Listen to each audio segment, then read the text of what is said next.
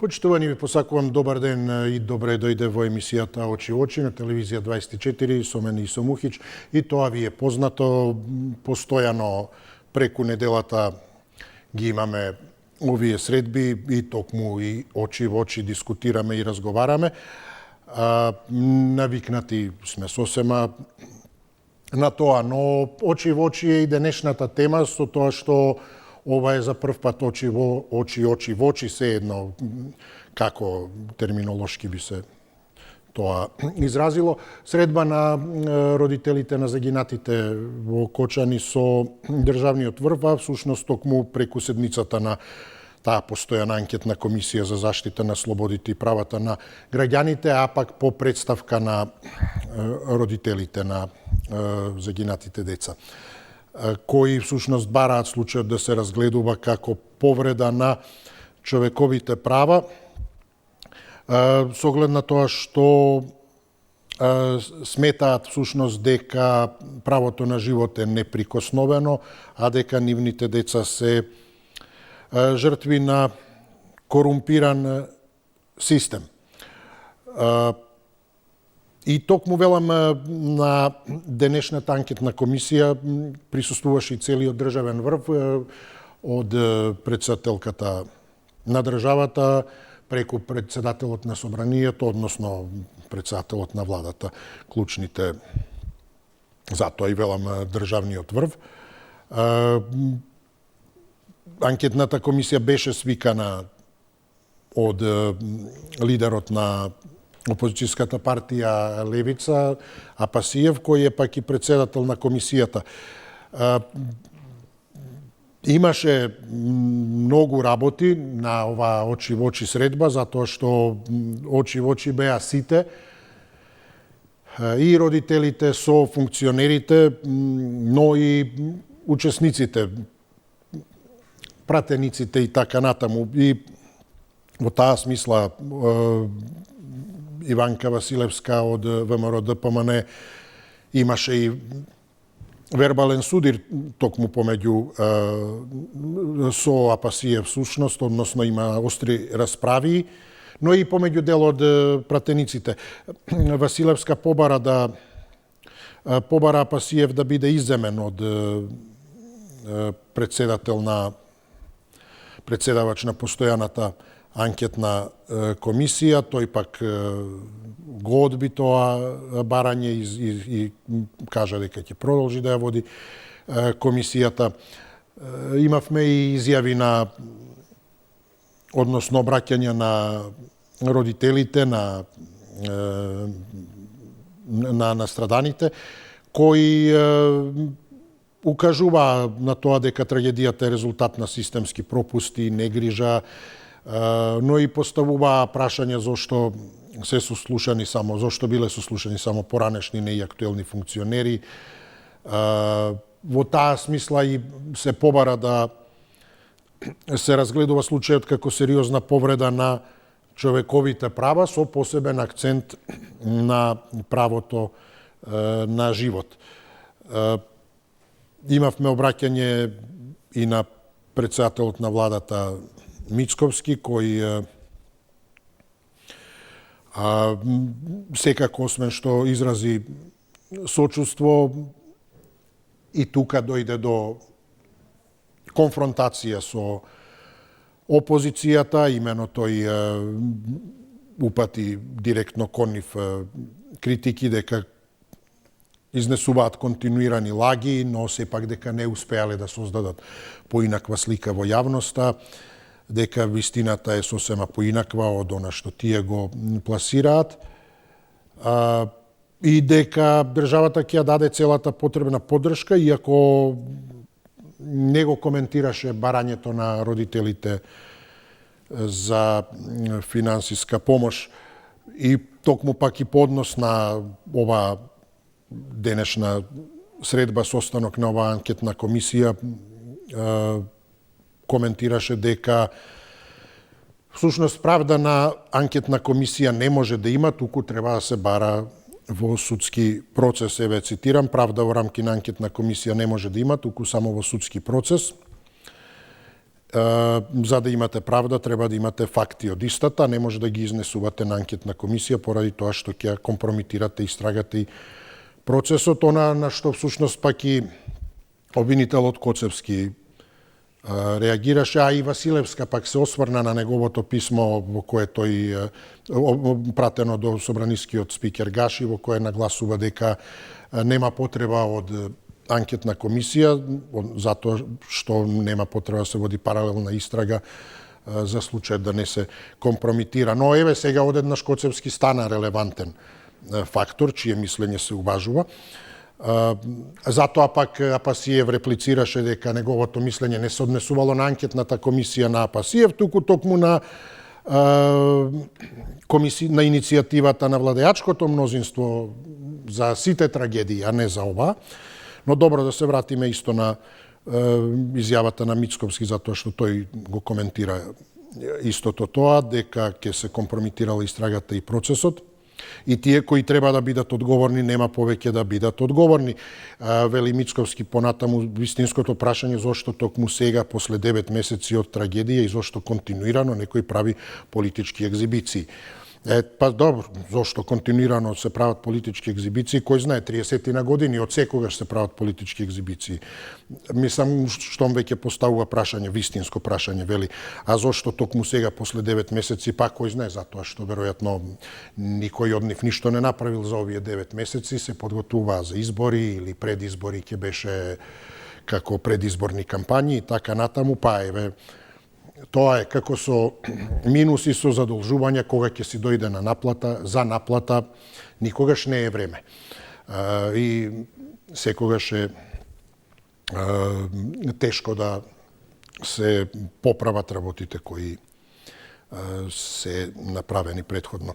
Ете, значи, дискутираме за ова 60-91-924-925 се телефонските броеви, за ова денешна средба, очи во очи средба, која е сепак во практично 9 месеци прва директна средба на која можат да се обратат, на која може родителите да се обратат, но и да слушаат нешто директно, освен преку обраќањата онака однапред подготвени или сеедно пратени преку медиумите, ако исто така нешто ги немаше во изобилство во овие 8-9 месеци. Зошто токму сега, на вистина, може би тоа вистинското прашање.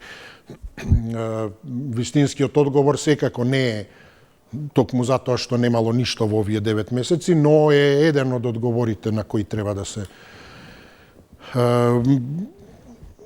осврнат токму тие кога ги поставуваат тие прашања. А тоа е дека не треба да се чека толку долго за да се направи нешто. Да било направено веднаш, никој не би го поставувал тоа прашање. А зошто веднаш се сретнавме утринава, утредента после? А вака ќе се поставуваат прашања и од типот зошто немаше комеморативна седница до ден денеска, а камоли во првата недела во која воопшто не беа ниту се огласија каде што, а потоа објаснуваа дека не биле на одмор. Да, добро, телефонските броеви се познати и еве од мене уште еднаш повторени, да почнеме тогаш да ја отвориме официјално оваа емисија. Повелете, добар ден, кој ни е прв? Добар ден, повелете, ако се слушаме.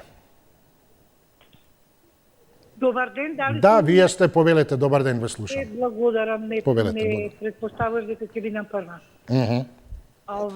Значи, како да кажам, ајде почит према нив, родителите, све ова. Меѓутоа, оваа анкетна комисија дали е волонтерска? Прво, мене тоа многу ме интересира.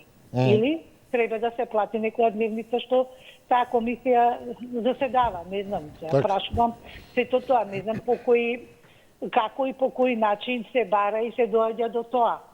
Така да месим во кожа на родителите. Значи, не знам што да кажам, ова е стварно трагедија голема. Меѓутоа, знаете како? Каде се тие луѓе, кога тие бранителите што ја бранеа државата, што погинава, нивните семејства, значи имаат и деца некои, родители. Дали некој на нив нешто им помогна? Дали за нив имаше анкетна комисија? Значи тие луѓе ја бранеа државата за да ние уживаме и живееме слободно. Значи се прави некоја дискриминација. Не сакам погрешно да бидам сватена. Немам ништо против овие родители. Значи ги поддржувам. Меѓутоа сакам да кажам дека има и други, дека треба исто да биде на иста мерка да се прави и за едните и за другите. Да не бидат поделени, затоа што тие луѓе сега кога гледаат, знаете како се чувствуваат, не сакам уопште да помислам и да кажам. Затоа викам треба свет кога се прави нешто да се прави за сите. Меѓутоа ова е веќе, а тоа беше на ниво на држава. Ова се работи овдека за приватен објект. Сега државата, значи тие што давале, што направиле да може таа да функционира дискотека. Јас сум идела по дискотеки, например сите дискотеки беа во подруми. Никакви услови и ништо немаше сега да збориме на времето. Меѓутоа треба тие да одговараат директно. Значи се знае кој да дозвола, што да дозвола и тие се, нема кој друг. Да, ви благодарам и поздравувам и имено прашањето на премиерот, како што и самиот вели, вистинско прашање, зашто токму сега, после 9 месеци од трагедијата, е на вистинско, покажува и тоа што може да се прошири, да биде уште повистинско, на вистинско прашање. Зошто токму сега и анкетна комисија за минатите трагедии на 3 декември? Дали откако требаше да се инсистира на оваа комисија поради трагедијата во Кочани, која немаше ни да биде формирана, да не беше трагедијата во Кочани, се дојде до иницијатива, да, ајде, анкетна комисија за трагедијата во Кочани, но и сите други. Да не беше таа, може би немаше ни овие да се отворат. Ете, вистинско прашање исто. А се едно, и велам, исто е вистинско, а зошто тогаш сега? Трагедија на Кочани, во Кочани, па на 3 декември и за останатите се отвора. Модуларна болница и сообраќајни несреќи и така натаму. Мислам, вистински прашања воопшто за, како би кажал, тој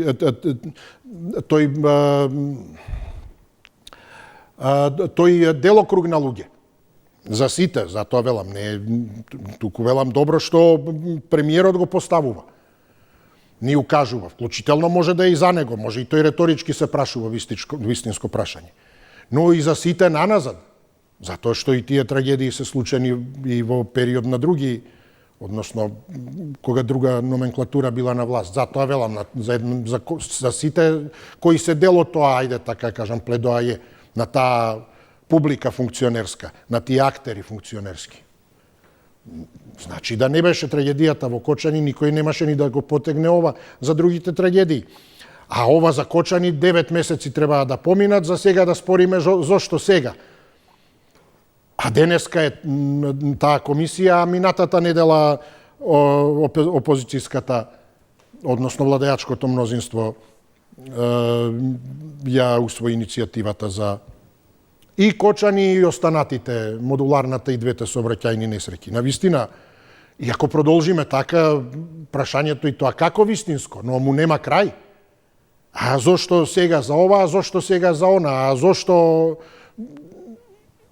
ни за ова, ни за она? Затоа што има еден куп работи за кои не е отворено. Ниту има иницијатива до сега. Така да и тоа како ова прашање отвора многу аспекти, врз основа на што се отвора одредено прашање и дали врз основа на тоа прашање одеднаш се активира иницијатива и за други прашања, а зошто не била предходно и така натаму. Повелете, добар ден. Добар ден. Да, повелете, се слушаме. Како си ишо? Добро, благодарам. Како сте ми вие? Повелете. Малку грипосен, ама ајде успеав да ве добијам. Зошто после 9 месеци? Затоа што владата се правеше глуба. Кај вас беа родителите на дебата. Кажа дека пратиле писмо до Гаши, до председателката и до премиерот. Премиерот дал одговор, председателката дала одговор, Гаши и ден денеска нема дадено одговор. Зошто исто кај вас имаше дебата на 8 октомври. Побарале писмено барање за анкетна комисија. Дури сега одобриле. Тоа треба да одговори власта. Владата тоа треба да го одговори. Зошто денеска ги помеша сите, помеша некои работи што не можем да ги разберам. Па за модуларната и за Бесатранс и за Дурмотурс биле во постапка или биле завршени постапките, па и ова анкетна комисија сега не вреди. Тоа што е дека Левица ја поднесе, па и ова анкетна емисија сега не вреди, зашто судскиот процес е почнат веќе. Зошто не одговори на прашањето колку помош ќе им даде? Ништо. А на 8, кога се случи трагедијата со модуларната, на 9 имаше комеморативна седмица, на 14 добија по 1 милион денари на страданите, да на 20 октомври, септември добијат уште по 30.000 денари или по 300.000 денари. Зошто до сега ова го чутеше владата? И сега родителите барале, па ќе бараат правда, бараат родителите правда. За сите што се огрешени од кога постоеле овие дискотеки. Ви благодарам, поздрав до вас. Повелете. Добра вечер веќе, мислам дека и денот е. Да, повелете. Се слушам. Да, повелете, добар ден. Јас сум во Да, вие повелете. Да. Па видете, јас сакам, нема многу да коментирам, сакам една неправда во известувањето да укажем на една неправда. Не се родителите на 63 загинати во Кочани, него где треба да има известување родителите на 250 оштетени и погинати. Или да се каже 63 и другите, верувајте, другите не се неоштетени или тие ќе бидат некој сега да не предицираме. Јас некои ќе видат со трајни инвалидски последици, некои со трајни трауми ќе видат. И тие се оштетени исто оштетени родителите како и на овие што може би помалце зашто ќе ги гледаат децата, но тие ќе ги гледаат со уште поголема тага, кои ќе ги видат какви последици има на нив, какви изгоретини, како ќе се однесува и околината према нив. Значи, сакам да укажам на тоа да не се фокусираме само на 63 родители на 63 погинати, него родители на 250 или колку беа таму оштетени во пожарот. И општо не ми се допаѓа односот на парламентарците во однос, мислам, не на сите, него на дел од парламентарците во однос на денешната седмица према родителите. Апсолутно не ми се допаѓа, не е коректен. Македонија уште не е свесна, народот во Македонија веројатно не е свесен каква трагедија беше тоа. Може би понатака, после 3-4 години кои ќе се размисли, ќе видиме, ќе се свестиме каква трагедија ни се случи на 16 Да, благодарам, ве поздравувам и секако да се согласувам со вас, дури и повеќе во смисла во која не само, кажеме, на сите се однесува, на оние 63, тоа повторно јас подвлекувам директни, ние имаме и дополнително уште, би рекол, двајца најмалку, кои почина или дополнително или не директно врзано. Еден од нив беше и лицето кое спасуваше животи, возачот на амбулантното возило, ако не се лажам. Тоа се директно на страданите кои ги загубија животите. Над 200 повредени, тоа е она што вие го велите. Тоа се, но и тоа не е се. Тоа се сите кои директно, значи, го загубиле животот, или, значи, настрадале, или оние над 200 кои поминале со повреди. Тоа физички. А имало колку? 400, 500, 600, не знам и дали е прецизно бројката излезена некаде, но секако барем двојно повеќе од оваа бројка. Јас би кажал сите, вклучително и тие. Имено на сите се однесува ова. Затоа што и тие кои успеале да излезат без директни физички повреди и се спасиле, ако немаат физички повреди, не значи дека немаат и психички последици. Не значи дека не се соочиле со трагедијата. емотивно, психолошки и така натаму. Па и физичко, физиолошки, не знам, вдишале чадно, ајде, условно, ништо страшно. Особено не со повредените или оние кои пак ги загубиле животите. Значи, на сите би требало да се однесува. Бројката на загинати и на повредени е бројка на е резултат на трагедијата.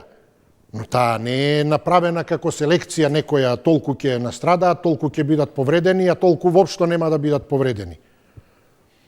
Околностите го направиле тој сооднос. Но сите кои биле во дискотеката, учествувале во таа трагедија и преживеаните без оглед, ако никакви повреди немаат, преживеале и стрес и биле потенцијална жртва. И секако дека и за нив треба да се зборува, затоа реков и повеќе од ова што вие го кажавте го поддржувам. Значи, се едно, дали во некоја железничка несреќа настрадале во првите вагони, а во последователните со повреди поминале, а во последните вагони никакви повреди немале. И што со нив? Тие не почувствувале ништо, напротив. И тие имаат сигурно и трауми и слично, особено знаејќи дека и нивни и врсници, и пријатели и слично го загубиле животот или се тешко повредени и се опоравуваат и секако дека и нив име животот и кошмар и најаве и во сон. Така да, дефинитивно на сите се однесува за сите трагедијата. А едноставно околностите од таа трагедија, затоа реков, дали е железничка, дали е пожар, го определиле тој сооднос. Кој каде бил, во кој вагон, или тука ете, каде бил, како настрадал, кој каде бил до врата успеал да излезе, кој... И резултатот е тој. 63 директни плюс 2, ако не се лажам, плюс жртви плюс над 200 директно повредени со сериозни, значи, последици, и сите оние кои се без директни последици, освен секако тие психолошки и можеби непосредно некои лесни повреди, но не живото загрозувачки. Повелете кој ни е следен. Се слушаме? Да, се слушаме, повелете. Благодарам. Прво јас се речам, родителите дојдоа во Скопје на комисијата каде што се расправаше за нивниот тежок проблем. Овдека ќе земам вака. Кочани, не само фамилиите, родителите, роднините, цело Кочани е ставено во црно. И треба државата, посебно сега владеачката гарнитура, да не коментира, да не пимпла, треба да си ги преземе работите во своји раце и под број 1. Овие родители кои доаѓаат во Скопје, да ги обештети, да речем да им организира превоз, да си ако треба и престој, да речеме ако касно да не може да се врати. Значи прво треба да ги цени како луѓе дека изгубиле најдрагото, најмилото, кое што не може никогаш да го вратат, нека се стават сите тие на местото на тие родители, па после нека дискутираат, значи дека тоа не. Го му поставија прашање на председател на владата околу штетата. За тоа не дискутирам, вика. Па чекај, што, значи тие не бараат пари за да се обогатат, тие бараат пари да можат да ги подмират сите, секоја сабота штрајкуваат, за секоја сабота се припремаат, да речеме секоја друга, трета сабота веќе почнат да доаѓаат во Скопје, почнат да идат на судење, значи сето тој захтева трошкови. А да ви кажам најискрено, стварно ние немаме политичари, немаме парламент, немаме одговорни лица кои ја водат државата. Ние може само да кажеме дека имаме парламент кој што само се обогатува, а воопшто не размислува дека во оваа држава живее, значи, македонски народ кој што ги донесе них на тоа место. Срам да име. Благодарам, поздрав. Благодарам, поздрав. До вас повелете кој ни е следен. Учител родител Диме, ве поздравувам. Ве поздравувам, повелете, да. Меѓу другото спомнате се едно. Па нашиот живот се сведе на се едно, ако читам родител. Дали ве има денес вас или мене, се едно е. Кој е загрижен во оваа држава? и зашто да биде загрижен во оваа држава. Не гледаат само да се нафатираат на највулгарен начин со тендери и тие работи. Друго, спомнавте право на живот. Правото на живот на овие срцушки ангели е оценен на најбрутален начин. И сега, кој е право на живот го имаат нивните родители? Но гледајте ова вулгарно што се случува во парламентот, почитано родител. Па на што личи тоа? Па дали имаат чувство тие таму, дали имаат родителско во себе, дали не разбирате? И во еден момент да се прашат, чекајте да луѓе, судбината не знаеме како тече понатаму. Што ако ја не бе може сум во оваа ситуација, а тогаш другаче ќе размислува. Срамота невидена, пис невиден. Ниту една ситуација не се најде начин да се реши на људски, на цивилизиран, на демократски начин. Па и ова.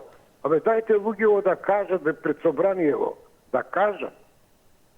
Можда нешто ново ќе кажат, што никој не знае. Како јас сега што ќе кажам. Каде е брадештиот полицај? А?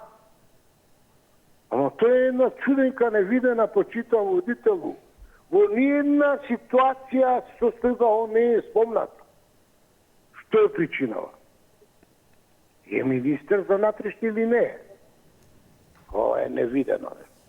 Ова нема веќе брука и резгил. Или страв. Ова е идиотизам. Благодарам. Благодарам ве, поздравувам. Ако мислите на неговото отсуство на денешниот состанок, анкетната комисија соопштија од неговиот кабинет дека е на службен пат и однапредете го најавија неговото отсуство. Повелете кој ни е следен. Добар ден. Добар ден, господин Иса. Да, поздрав, се слушаме. Видете, ви кажем, тешка состојба, тешка болка. Меѓутоа, ви се јавува еден граѓанин сега на вас лично. Во моето семејство имавме страшна трагедија во која во еден ден изгубиме 5 животи. 3 возрастни и 2 дечиња. И мислам дека тоа е една трагедија од несразмери кои што болка нема да престане до крајот на животот во нашето семејство. Ке сите. Дали ме разбирате? Јас во потполност ги разбирам родителите на изгубените чеда. Меѓутоа, знаете како проаѓа време од сега стекнува впечаток како граѓанин кој јас кажувам со тешка болка, како да се политизира или да бараат родителиве да се политизира овој случај во Кочани. Од трагедија, како сакаат сега да се наметне политика, Апасиев или не знам, Мицковски или Петко Станковски или кој, да решаваат за нивните животи. Јас имам една работа, ќе кажам.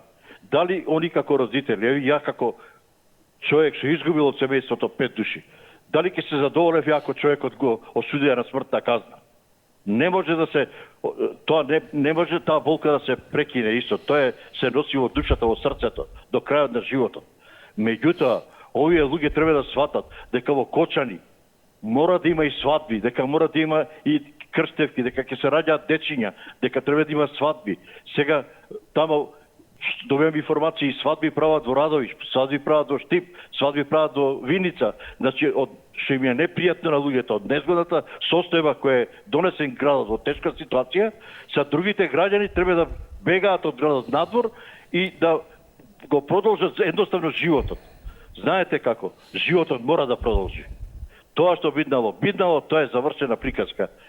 Злосторникот на моето семејство, 5 души што настрадаа, го судија 7 години затвор.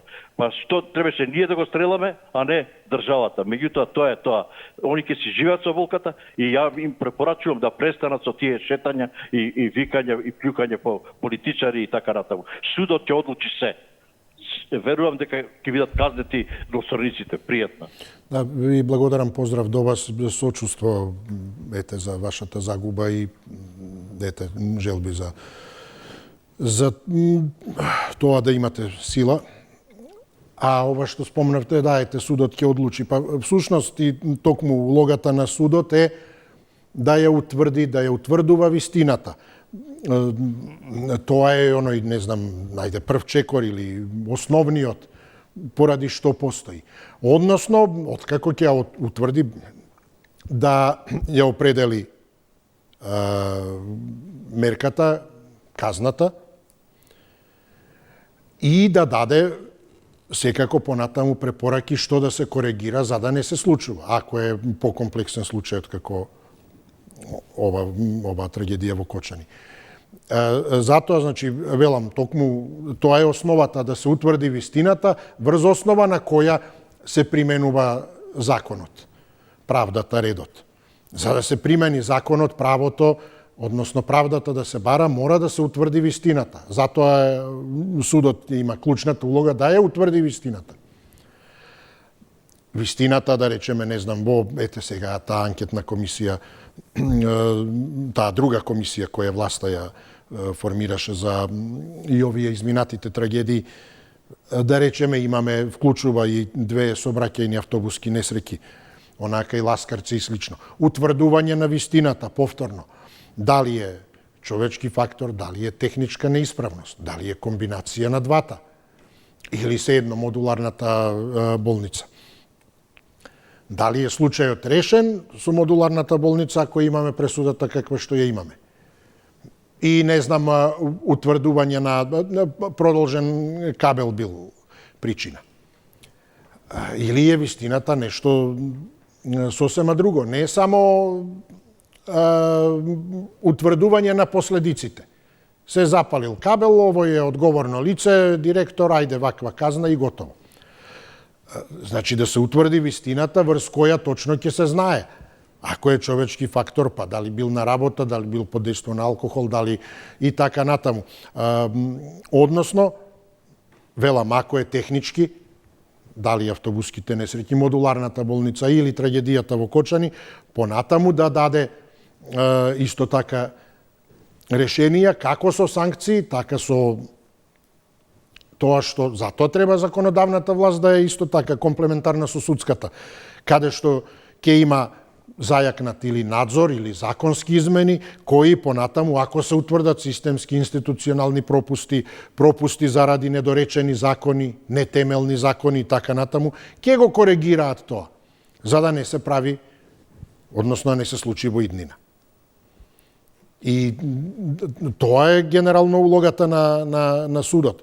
Така да и сите овие предмети кои би требале да се отворат наназад, би требале да ги утврдат сите факти вистината.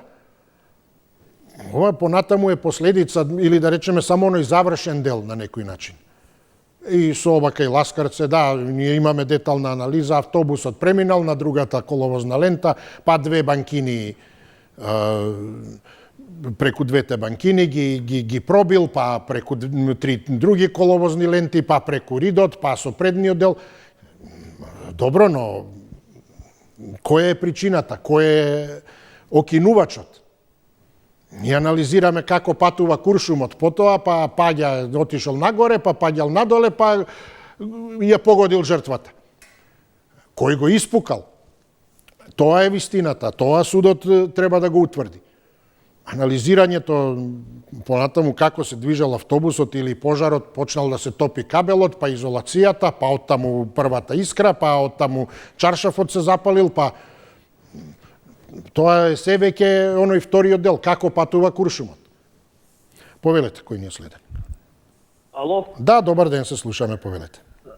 Добро вечер. Добро вечер, во право сте, да, веќе имаме и краткодневица, денот ни е. Гутабен. Од 4 е веќе темно, да. Така беше германски, гутабен. Така, да, повелете. Добро, господин Со. Баталете го кабелот. Одамна е тоа кабелот, зошто сам се враќаме назад. Зошто умрел, како умрел цар Самуил, ја ти кажам. Кога видел 12.000 војници му ослепеле на Беласица 2014 година и се вратиле, види, без очи се вратиле во Охрид, нали ти се верува тоа? И таму кога ги видел и му се слошило господинот на Самуил. А арменец бил, не викаат Ерменија, Арменија ја пишува. Значи, зошто се враќаме назад? Автобусот, господин Исо, гледаш дека е шоферот. Излетал од патот и стојва се. Државата, владата ли е крива? Овдека се работи и овдека нема има виновник што се внесло во речи го. Во дискотеката се внесле пиротехнички средства, се употребиле некои работи што не треба да се употребат во затворен простор, господин Исто. Сега за родителите се работи, тука судот ќе го одлучи, јас не сум судија. Родителите се работи за родителите. Која инициирал средба со високиот врх на ВМРО? Не е ова државен, ова е партиски врх. Кој инициирал и дали, ако што го прочитав, дали Христијан Мицковски ги одоволил и Панче Тошковски. Мислам дека не. Како мислите средба со државниот врв? Па не тие присуствувале на денешната... Бараат средба. Родителиве.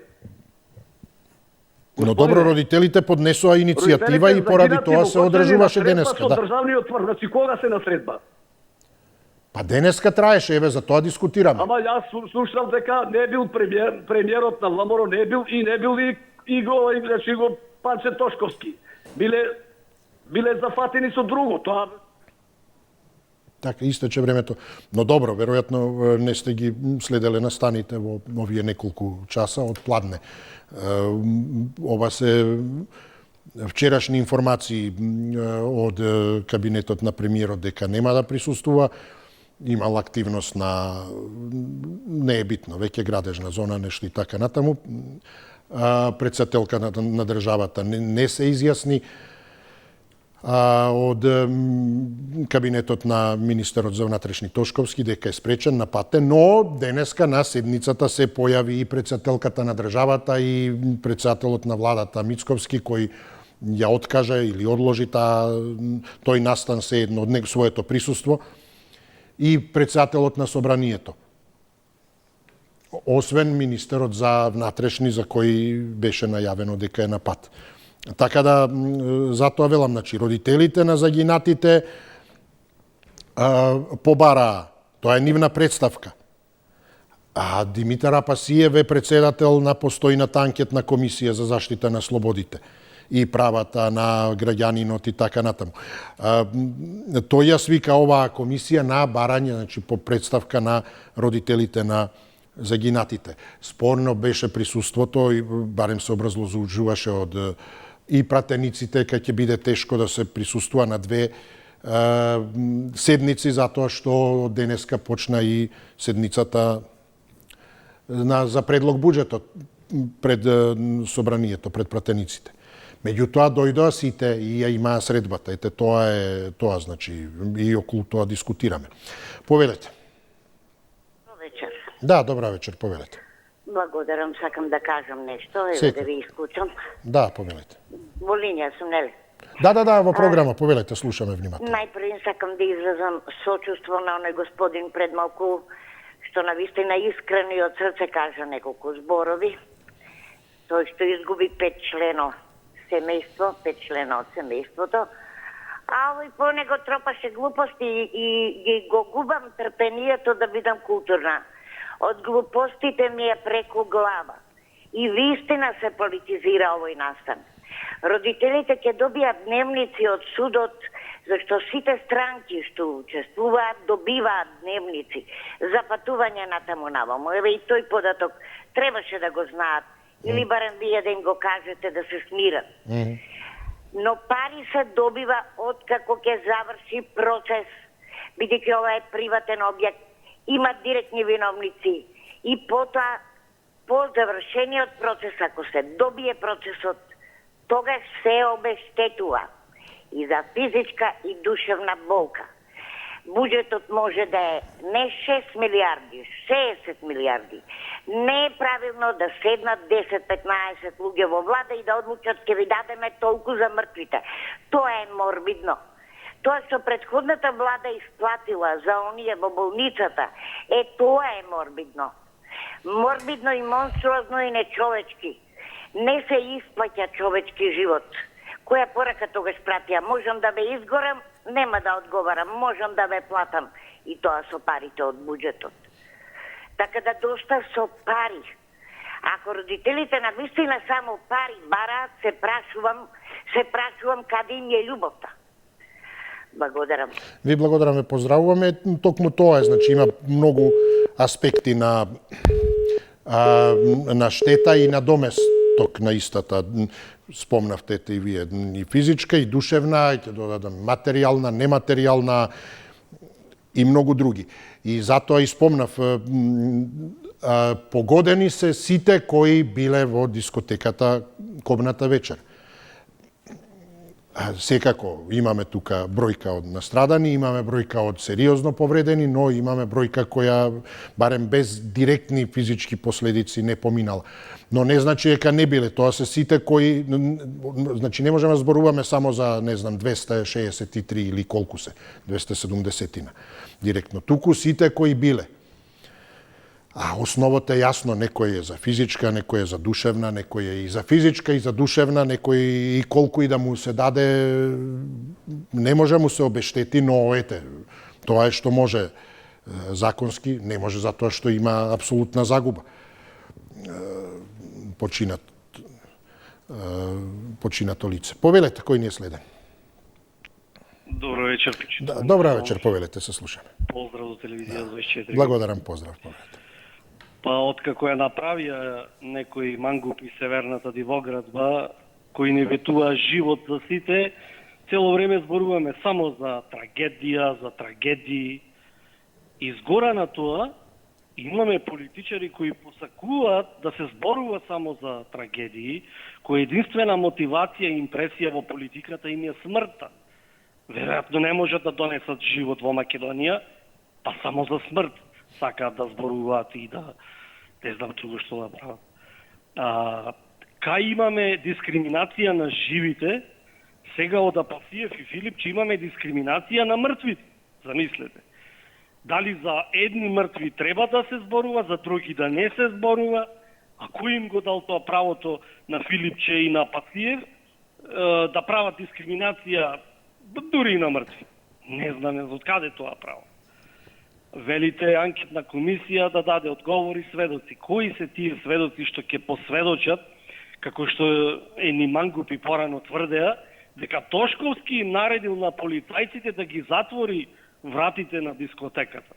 А пазете, во Кобната ноќ полицаецот го извлекува своето безживотно тело на своето чедо што интервенираше таа ноќ. Па тој би слушал ли наредба на Тошковски за крајно така да се случи? Кога го праша градоначалникот на Кочани во судот дали очувствувате вина, му рече не. Зошто? Затоа што јас не давам лиценца за дискотеката. Многу логичен одговор. И сега замислете како животот да продолжи кога некој сака животот да застани.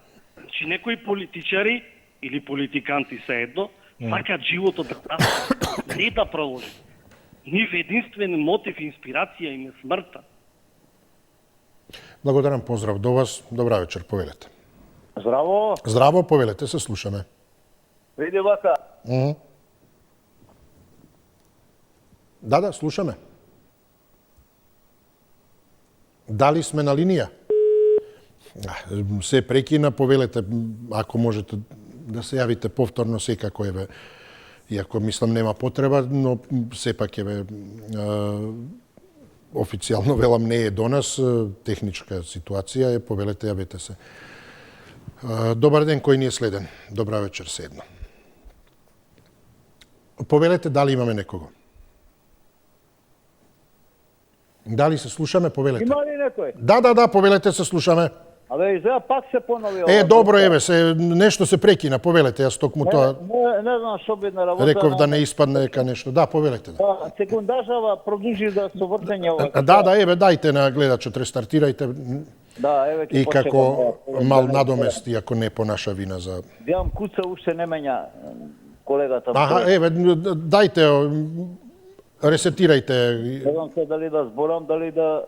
Ајде, почнете вие, ресетирајте тајмерот. Значи, што се однесува до овие седмицава што се денеска водеше, беше нужно, пребедејќи сметајте ова да се случеше во време на владење на СДСС. Па овие патриотиве, мислам дека ќе го запалеа собранието, а не па да бараат да присуствуваат на оваква седмица. Толку ќе го насоскаат народот, како што ги сескаат луѓето со овие пензиве линеарни процентуално и сите тие работи. Уште повеќе ќе ја злоупотребеа оваа трагедија од што, да речеме, некој друг би посегнал по злоупотреба на трагедијава, а или за мене ова не е злоупотреба на трагедијата. Еве сметете, ја поиставите оваа трагедија со она што се случува у Србија, со тие блокадерите. Блокадерите горе се поддржани од расипаниот Запад. Значи, тоа е масло на Западот, искористија момент, ете се случи несреќа, ја не ги пратам таму тие Вучичи и компанија, знам како функционираат исто како овие нашиве, така да ништо подобри не се од овие нашиве, али Западот користи момент кога ќе најде слабо за да удри. Ако нешто не си им по кеф, и ќе бараат начин како да те удрат за да бидеш нивни, да бидеш измеќар. Така да овие патриотиве поистоветуваат истото тоа, демек да не станели и овие блокадери како у Србија. Не, овие не се поддржани од Западот. Овие се спонтани луѓе. Луѓето се со мука, со децата што им загинаа. Нешто да не сеќам, да не губам многу време, значи тоа е работата, створи ДПН ги злоупотребува овие работи, не ги злоупотребуваат овие другиве. ДПН, ајде поздрав. Благодарам, поздрав до вас. Повелете кој ни е следен. Добра вечер, дали имаме некого? Се слушаме ли со некого? Повелете. Ало? Да, повелете, ве слушам. Добра вечер. Добра вечер, да, повелете. Па вака, нема да зборувам партиски да штитам некоја партија или опозиција.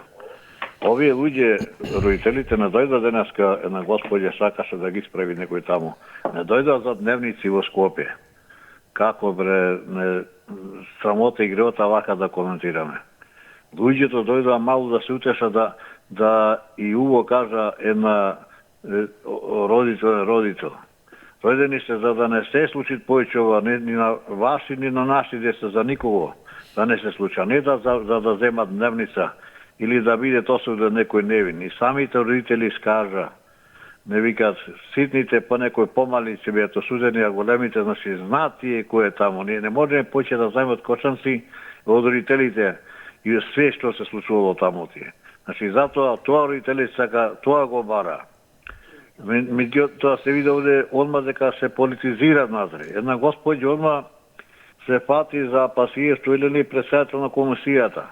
Па бараше оставка, да дај пауза, да одложи седницата. Кој е тоа зло, кој е тоа нискост, луѓето дошли од Кочани да се назалени затемнети со срцина, уште ти да дојде да го мотивира Скопје да му одложи седницата за тоа доште некој утеха да добијат, некој ветување да добијат од политичарите, не дошле тие да осудат некого. Меѓутоа тие убаво најавува дека тие што треба да бидат некои големци там не се притворени, не се затворени.